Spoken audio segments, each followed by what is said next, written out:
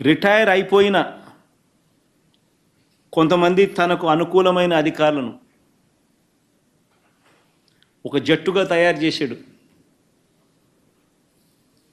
AB Venkateswararao అని ఒకడు, ఆర్పి ఠాకూర్ అని ఇంకొకడు, యోగానంద్ అని ఇంకొకడు, రిటైర్డ్ ఆఫీసర్లు ఒక జట్టుగా తయారు చేశాడు. తన దగ్గర కూర్చోబెట్టుకుంటున్నాడు. వీళ్ళందరూ చేసేది ఏంది? జిల్లాల్లో చంద్రబాబు ప్రభుత్వానికి ఎవరు వ్యతిరేకంగా ఉన్నారో, ఎవరు చంద్రబాబు మీద వేదికలు పెట్టి వేదికలపైన గట్టిగా నిలదీస్తున్నారో వారి పేర్లను టీడీపీ పార్టీ వర్గాల నుంచి, ఇంటెలిజెన్స్ వర్గాల నుంచి వీళ్ళంతా సేకరిస్తారు. సేకరించి ఈ జాబితా ఆధారంగా, ఈ తప్పుడు ఫిర్యాదుల ఆధారంగా, ఈ జాబితాల ఆధారంగా ఎస్పీలతో వీళ్ళు ఫాలోఅప్ చేస్తారు.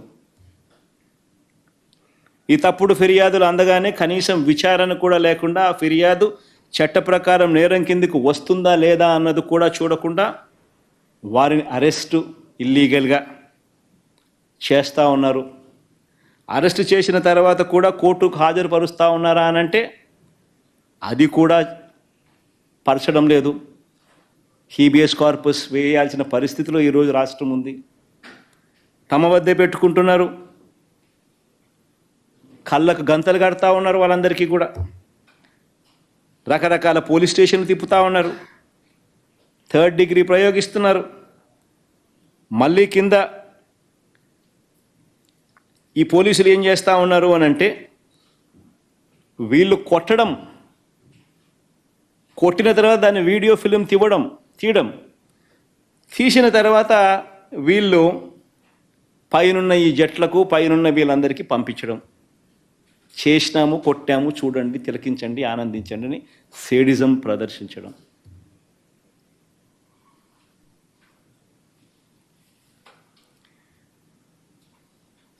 ఈ రకంగా 3rd డిగ్రీ దెబ్బలు కూడా చూపిస్తూ ఉన్నారు మెజిస్ట్రేట్ల దగ్గర.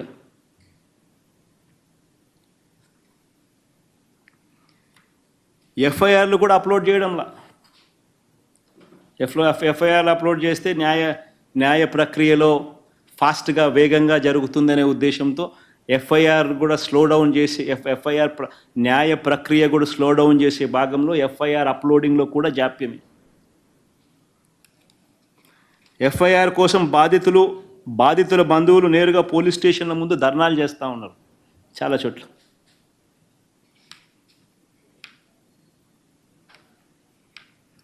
ఎంతో కష్టపడి న్యాయవాదులు వీళ్ళని ఎవరైనా బయటకు తీసుకొని వస్తే ఇంకో కేసు పెట్టి మళ్ళీ అరెస్ట్ చేసే కార్యక్రమం కూడా జరుగుతూ ఉంది ఈరోజు రాష్ట్రంలో.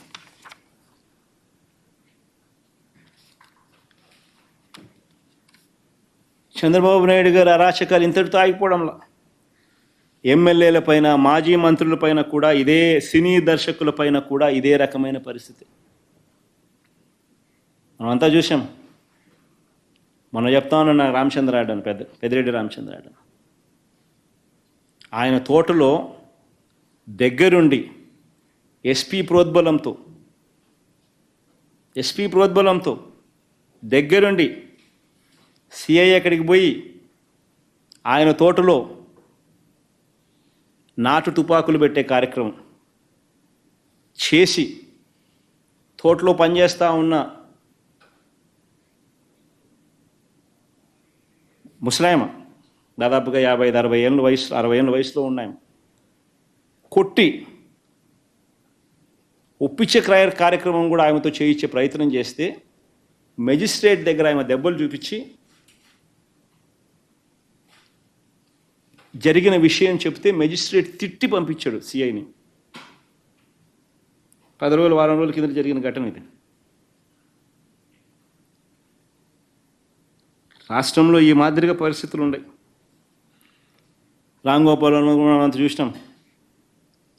వీళ్ళ సినిమాలు తీస్తే తప్పులా? వీళ్ళేం సినిమా తీసినప్పుడు వివేకం అని వీళ్ళ సినిమా తీస్తే తప్పులా? వీళ్ళు ఏం చేసినా, వీళ్ళు ఐటీడీపీ ద్వారా ఇష్టం వచ్చినట్టుగా వీళ్ళని రన్ చేసినా నష్టంలా, తప్పులా? వీళ్ళు ఎవరి మీద ఏ రకమైన మాట్లాడినా తప్పులా? రామ్ గోపాల్ వర్మ చేసిన సినిమాకు సెన్సార్ బోర్డు అప్రూవల్ ఉంది. సెన్సార్ బోర్డుకు పోయింది, సెన్సార్ బోర్డు అప్రూవల్ వచ్చింది. అప్రూవల్ వచ్చినాకనే ఆయన రిలీజ్ చేసినాడు. సో మళ్ళీ ఆయన సెన్సార్ బోర్డు అప్రూవల్ వచ్చిన తర్వాత నువ్వు రిలీజ్ చేసిన సినిమాకులో ఆయన సినిమా తీయడం తప్పు అన్నట్టుగా నువ్వు ఆయన మీద నువ్వు కేసులు పెడితే, ఆయన నువ్వు పిలిపించే కార్యక్రమం చేస్తూ ఉంటే, ఆయన నువ్వు అరెస్ట్ చేయాలని ప్రయత్నం చేస్తూ ఉంటే ఇల్లీగల్ డిటెన్షన్ కాదా ఇది? సెన్సార్ బోర్డులు ఎందుకు ఉన్నాయి? సెన్సార్ బోర్డు అప్రూవల్ వచ్చిన తర్వాత నువ్వు చేస్తూ ఉండేది ఏంది? మళ్ళీ ఫిలిం ప్రమోషన్ అంటావు. నీకు నచ్చిన వాళ్ళని మాత్రం ప్రమోట్ చేస్తే ఫిలిం ప్రమోషన్, మిగతా వాడు ఎవడైనా కానీ నీకు వ్యతిరేకంగా సినిమా తీసినా ఏమాత్రం వ్యతిరేకత ఉన్నా కేసులు పెట్టడం, అరెస్టులు చేయాలని ప్రయత్నం చేయడం, ఇది రాష్ట్రంలో జరుగుతూ ఉన్న పరిస్థితి. మా చంద్రయ్యనే ఉన్నాడు, మా చంద్ర మీద కూడా ఎమ్మెల్యే చంద్ర మీద కూడా ఇల్లీగల్ కేసులు, సోషల్ మీడియా నీ మీద కేసు ఏం చంద్ర? రాష్ట్రంలో ప్యాకాట్ జరుగుతూ ఉందని చెప్పి ఆయన నియోజకవర్గం ఉదాహరణగా చూపిస్తూ ఆయన నియోజకవర్గంలో ఉన్న ప్యాకాట క్లబ్బులు ఇక్కడ జరుగుతూ ఉన్నాయని చెప్పి ఆయన పోస్ట్ పెట్టినందుకు ఆయన మీద కేసు.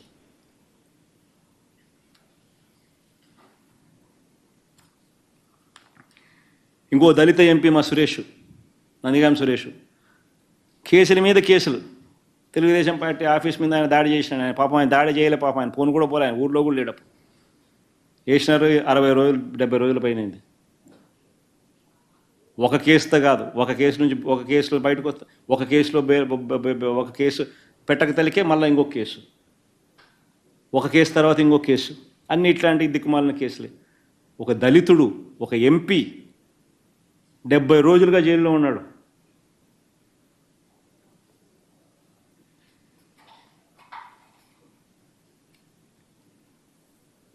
ఇంకొక దళిత ఎమ్మెల్యే చంద్ర, ఇంకో దళిత ఎమ్మెల్యే తనకు నియోజకవర్గంలో ప్యాకాట జరుగుతూ ఉంది, పలానా చోట జరుగుతూ ఉందని చెప్పినందుకు కేసు. ఇంకొక దళిత ఎమ్మెల్యే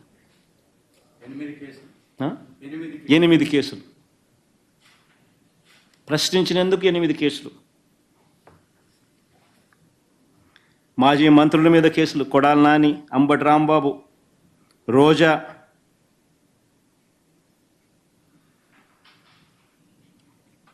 నిజంగా అసలు రాష్ట్రంలో ఈ మాదిరిగా ఒక తప్పుడు సాంప్రదాయానికి నాంది పలుకుతా ఉన్నాడు చంద్రబాబు నాయుడు.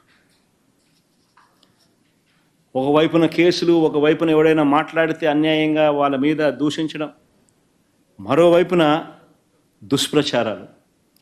వీళ్ళే దగ్గరుండి చంద్రబాబు నాయుడు స్వయాన టాపిక్ డైవర్షన్ చేయడంలో ఎంత స్పెషలిస్టు, తప్పుడు ప్రచారాలు చేయడంలో ఎంత స్పెషలిస్టు, అబద్ధాలు చెప్పడంలో ఎంత స్పెషలిస్టు, మోసాలు చేయడంలో ఎంత స్పెషలిస్టు చంద్రబాబు నాయుడు గురించి మనం అందరికీ తెలుసు. క్యారెక్టర్ అసాసినేట్, ప్రత్యర్థిని అటువైపున ఉన్న వ్యక్తి క్యారెక్టర్ అసాసినేట్ చేయడంలో ఏ రకమైన ప్రసిద్ధి చెందినాడో చంద్రబాబు నాయుడు గురించి మనం అందరం చూసినాం.